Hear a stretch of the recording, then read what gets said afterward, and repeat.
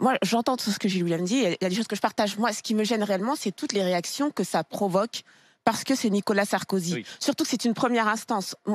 Hier, par exemple, je reprends la réaction de Darmanin. Enfin, c'est totalement scandaleux pour moi.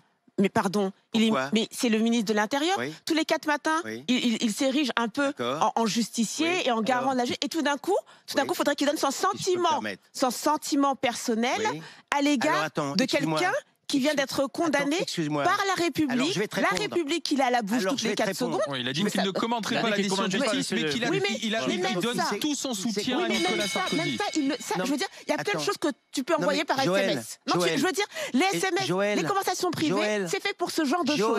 Le micro, pas pour ça. Joël, tu peux toujours, je suis désolé, je ne vais pas défendre le ministre de l'Intérieur, je suis en conflit ouvert dans le cadre d'une affaire avec lui. Mais quand même, il a simplement son amitié. Il a manifesté son amitié. Tu peux toujours manifester son amitié. Je me permets de rappeler simplement, par comparaison, si tu veux vraiment t'indigner, est-ce qu'il est normal, alors même que le jugement n'est pas définitif, alors même que Sarkozy est présumé innocent, qu'un grand syndicat de magistrats explique par la bouche de sa responsable que la justice est passée. C'est pas la même chose pour moi. Ah, c'est pas la même chose, mais c'est bien pire. On parle de magistrats. Non, je suis désolée, monsieur Darmanin. Il parlait d'amitié, il manifestait son amitié. Alors, qu'il lui envoie un SMS, quand t'es ministre de qu'il lui envoie un SMS, qu'il lui dise,